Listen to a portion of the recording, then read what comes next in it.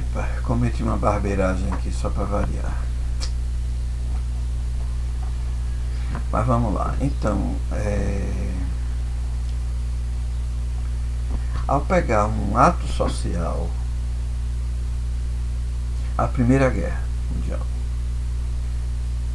não dá para pegar, por exemplo, aquilo que se convencionou estabelecer como o fator desencadeador da guerra, que foi o assassinato do Grão-Duque em Sarajevo, pegar aquilo, colocar no laboratório, fazê-lo repetir,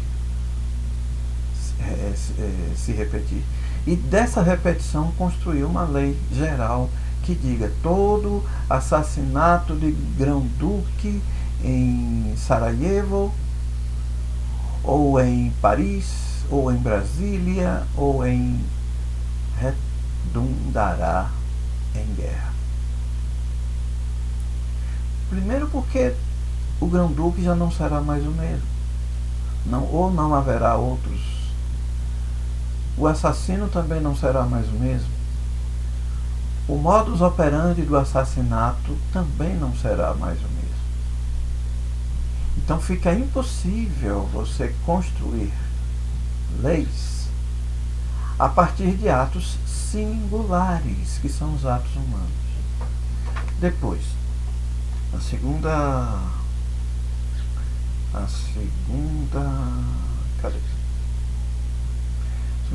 a globalidade do meio em que é possível compreendê-los.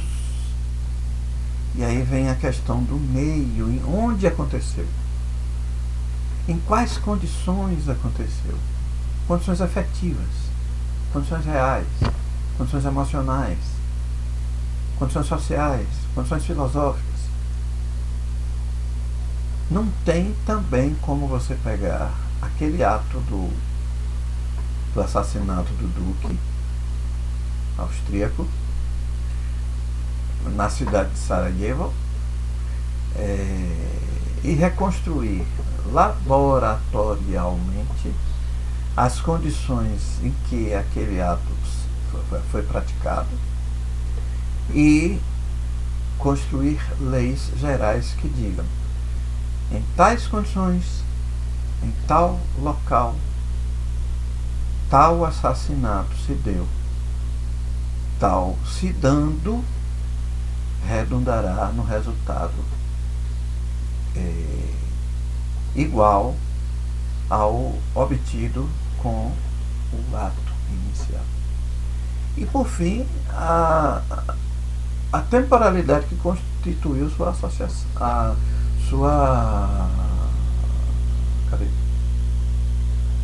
sucessão, né? Quer dizer, quando então, se o tempo não para, você não tem como laboratorialmente, nem a física conseguiu isso, fazer retroagir o tempo. Eu brincava com os meus filhos, brincava e falava sério, né? Eles eram adolescentes e tal. O adolescente, ele sempre tem aquela ideia, o jovem, mas o adolescente principalmente, que o adolescente ainda não experimentou determinadas situações, tem aquela ideia de que tem todo o tempo do mundo para fazer, tá?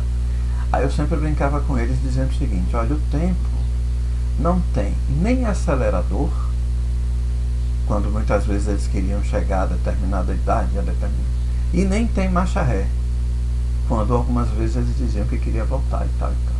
Então o tempo passou, está passado, já foi. E aí continua Aroshi. A tudo isso subjaz o fato de que, para o conhecimento científico e, sobretudo, para o conhecimento científico do social, uma dificuldade essencial é a explicação da mudança para cuja compreensão o homem tem descoberto até agora um limitado número de leis desde aquelas da escala astronômica até as das partículas elementares. É seguramente na análise do significado do tempo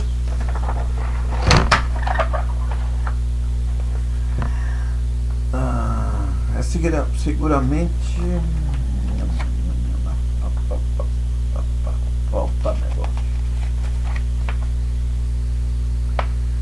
do significado do tempo histórico que a reflexão historiográfica precisa insistir mais, e é também as que, com toda probabilidade, encontra-se a chave da construção de uma verdadeira teoria do histórico. Mas é possível constatar hoje a existência de uma visão retórica, de uma visão teórica historizadora de tudo o que existe, e conjecturar o seu aprofundamento não se deterá com a historiografia como com outras ciências sociais, se não cabe falar de uma ciência no sentido pleno. Pode-se dizer que nos encontramos diante de uma prática científica e que não renuncia a sê-lo. Tal. Aí ele traz uma proposição de Lucien Febvre, um dos protagonistas da chamada Escola dos Análises. Dizia: em minha opinião, escreveria a história, a proposição de Febvre, né? A história que a proposição de Febvre que Arostig transcreve no seu texto. A história, aspas, é um estudo cientificamente elaborado das diversas atividades e das diversas criações dos homens de outros tempos, captadas em seu momento no marco das sociedades extremamente variadas. A definição volta Arostig é um pouco ampla em seus próprios termos,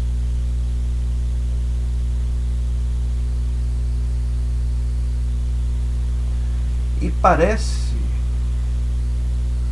muitos, cadê?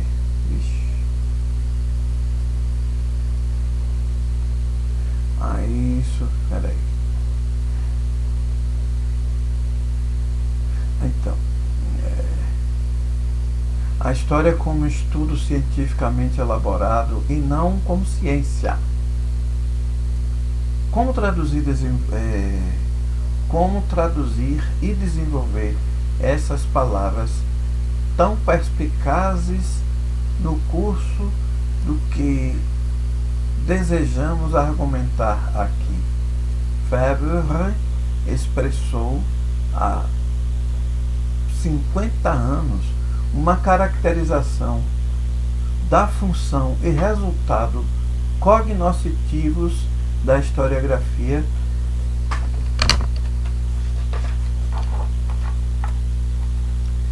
que não foi superada.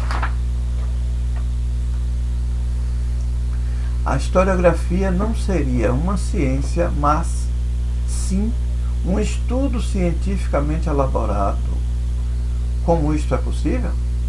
Primeiramente, porque o trabalho profissional do historiador não é um conjunto de atividades arbitrárias, meramente empíricas, subjetivas e ficcionais, mas diz respeito a principalmente atividades que tendem a estabelecer conjecturas sujeitas a regras ou princípios reguladores a um método. Voltarei uma outra passagem desse mesmo capítulo a essa questão do método. Quer dizer, é visível que o trabalho do historiador adquire rigor metodológico dos procedimentos da ciência. E, em segundo lugar, porque o historiador trata de buscar, ele está tentando explicar, né, a assertiva de Kepler.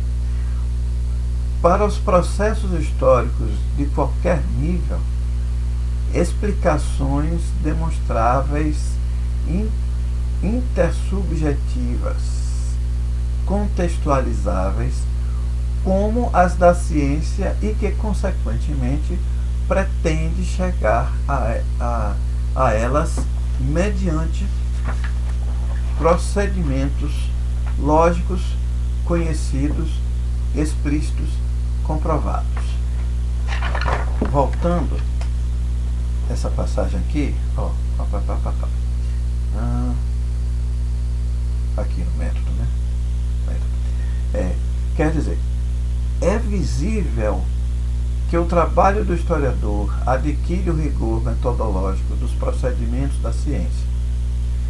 Em segundo lugar, é isso que eu queria voltar, porque o historiador trata de buscar, para os processos históricos de qualquer nível, explicações demonstráveis, intersubjetivas, contextualizáveis, como as da ciência e que, consequentemente, pretende chegar a elas mediante procedimentos lógicos, conhecidos, explícitos e comprovados. Ou seja, embora não possamos reivindicar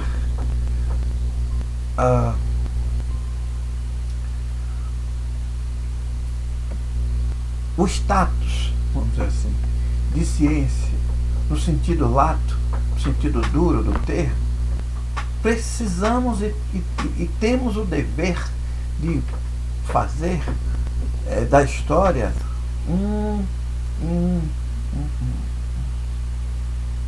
processo fundamentado em estudos cientificamente elaborados e desenvolvidos. Aqui ele, no próximo parágrafo, na página 78 já. Caberia acrescentar que uma prática científica ou cientificamente realizada é perfeitamente possível mesmo quando desemboque em resultados que nem cheguem a ser teorias de valor universal, nem possam estabelecer predições. Existem aproximações científicas que terminam não em leis ou teorias, mas no descobrimento de tendências probabilísticas, de tipologias redundantes ou da necessidade de concorrência de elementos constantes e precisos para que se produzam certas conjunturas históricas. Para dar um exemplo, voltando à Primeira Guerra, só que agora ao seu desdobramento, ao se celebrar e assinar o armistício alemão, fundamentado no Tratado de Versalhes, alguns analistas deduziram, imaginaram que aquele problema não estava resolvido e que poderia desembocar uma outra conflagração, como acabou se dando na Segunda Guerra Mundial,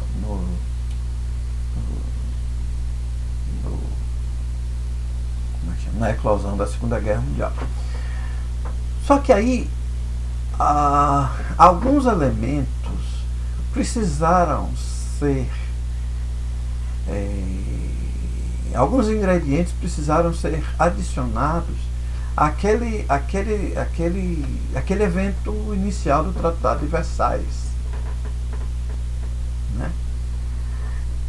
Evidentemente que nós, por estarmos falando e estudando a posteriori dos dois eventos, temos claros os elementos que levaram a tal eclosão. No entanto, os analistas, os historiadores que viviam naquele momento de interregno entre as duas guerras, e que, abre parênteses, Hobsbawm entende como intervalo mesmo, quer dizer, para ele a guerra na Primeira Guerra Mundial não foi concluída, fecha parênteses, eles não dispunham de determinados elementos. Por exemplo, a Revolução de 17 na Rússia, a Revolução Comunista, é um dos elementos deflagradores da Segunda Guerra Mundial. É claro que os historiadores então não podiam pegar aquele movimento singular, social, né, singular, e testar no laboratório e dizer isso aqui vai dar na Segunda Guerra Mundial. Aí o fascismo, sobretudo o fascismo alemão, o nazismo alemão, também é um dos ingredientes deflagradores dessa guerra. Ou, na percepção de Hobsbawm, um dos elementos que faz o recrudescimento da guerra interrompida em 1918. Concluído o evento, concluída a Segunda Guerra Mundial, com a evidente e avassaladora vitória da União Soviética, fruto da Revolução de 1917, todos os analistas, historiadores, demais analistas sociais apostaram que aquele elemento chamado União das Repúblicas Socialistas Soviéticas e mais os antigos aliados, sobretudo os Estados Unidos da América do Norte, chegariam ao nível de contradição tal que desencadeariam a Terceira Guerra Mundial. Ninguém contou, no entanto, que no início da década de 1990, a União Soviética se esfacelaria e, embora houvesse em ambos os lados um arsenal bélico extremamente desenvolvido e perigoso, nenhuma das duas, aspas, superpotências, fecha aspas, teve a iniciativa de desencadear a Terceira Guerra Mundial. Ou seja, no final de 18, ninguém contava com a Segunda Guerra Mundial, embora alguns apontassem para essa possibilidade. No final da Segunda Guerra Mundial, todos apontavam para a Terceira Guerra Mundial. Mas não aconteceu. Pelo menos dentro, envolvendo aqueles elementos que a deflagraria. Ora, o que se poderia buscar, portanto, na história era as explicações e mais as inúmeras possibilidades. Poderia ser desencadeada uma terceira guerra? Poderia. O macartismo, a Guerra da Coreia de 53, a Revolução Cubana, a Revolução Chinesa em 49, a crise da Baía dos Porcos em 60, 61, né, tudo isso poderia ser um elemento deflagrador da Terceira Guerra Mundial. Mas de per si, eles não foram. Eram então possibilidades plausíveis. Aí você faria um grande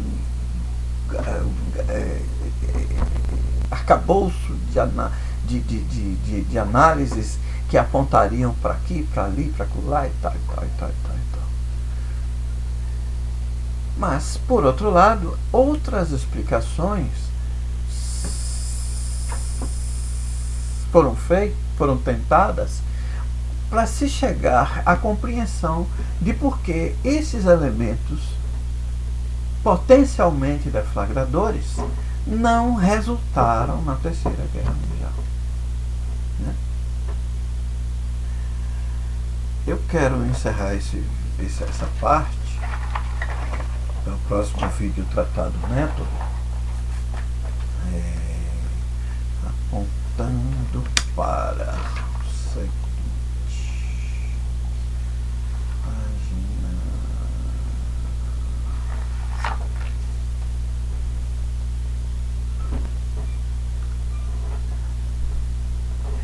Então, a historiografia, como todo discurso ou produto final que resulta de uma prática científica ou de uma ciência plena, não reproduz nem pretende reproduzir o mundo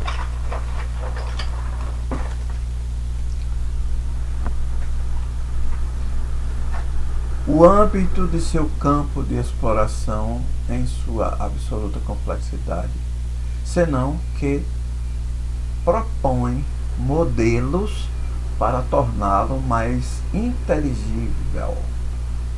A história total, entendida como a história completa de tudo o que acontece, ou, aspas, a reconstrução íntegra do passado, nas palavras de Michelet, tomada em seu sentido literal, é um absurdo ao qual nos referiremos novamente mais tarde.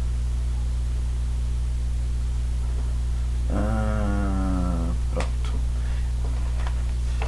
Para fechar esse vídeo, eu acabei perdendo o tamanho que ele ficou, porque eu dei uma cortada ali, tomara que eu não tenha perdido o início, por uma barbeiragem, né? O professor é muito barbeiro, nunca vi.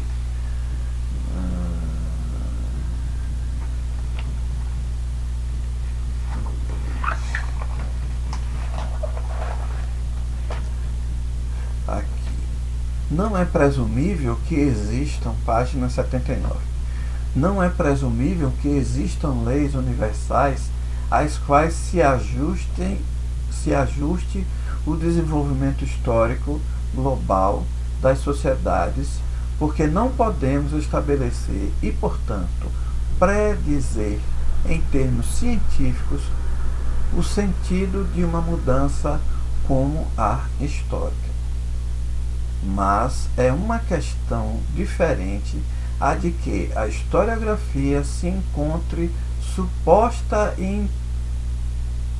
e eternamente prisioneira na jaula do singular, sendo essa apreciação equivocada. É por essa razão que, de certa forma, podemos falar de uma prática científica da historiografia. Não há possibilidade de pesquisa sociohistórica, nem de nenhum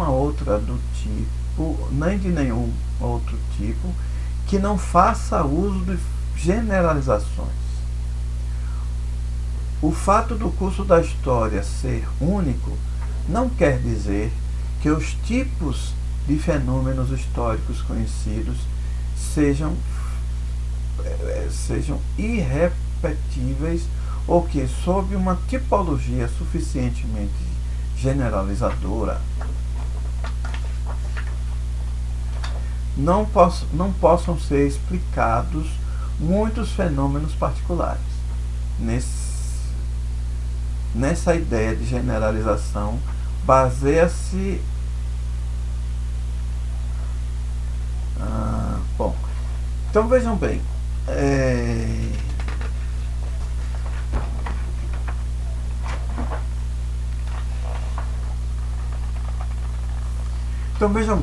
nós temos diante para a nossa reflexão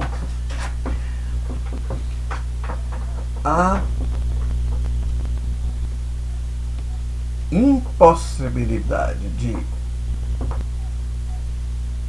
estabelecer-nos como ciência no sentido duro da palavra, no sentido de que, ao estabelecer leis gerais mediante experimentos, mediante a apreensão de elementos que, ao serem repetidos laboratorialmente, possamos predizer o que pode se dar em condições iguais àquelas que foram submetidas no laboratório.